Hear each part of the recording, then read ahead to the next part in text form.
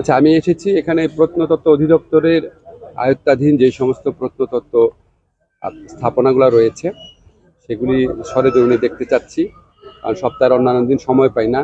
আর শুক্রবার দিন আমি ঠিক করেছি বিভিন্ন প্রত্নতত্ত্ব যে নিদর্শনগুলো রয়েছে সারা বাংলাদেশে ছড়ানো, এবং এটা এত রিচ বাংলাদেশ সব ব্যাপারে, যেমন এখানে ইদ্রাকপুর কেল্লা রয়েছে, নারায়ণগঞ্জে রয়েছে এ ধরনের দুটা কেল্লা।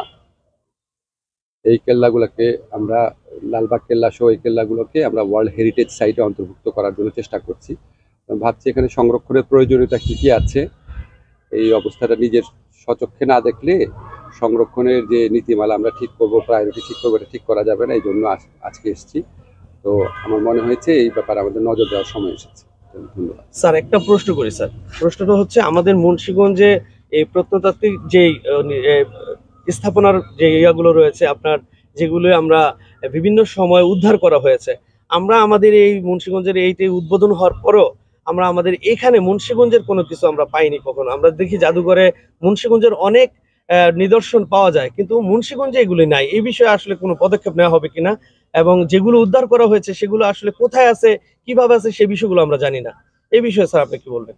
এখন বিভিন্ন দেশের বিভিন্ন অঞ্চল থেকে যে প্রত্নতাত্ত্বিক জিনিসগুলো উদ্ধার করা হয়, সবই তো স্থানীয় এলাকা রাখা সম্ভব না। কিছু কিছুর জাতীয় পর্যায়ে গুরুত্ব রয়েছে, যে এটা এই জন্য রাজধানী শহরে রাখা হয়। এটা সারা পৃথিবীতে একটা স্বীকৃত পদ্ধতি।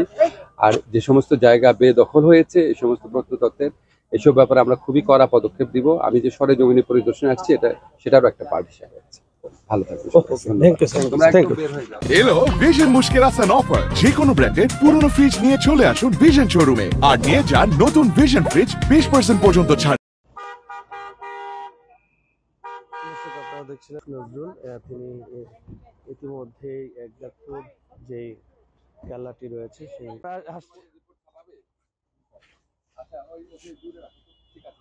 চালু করো। আমি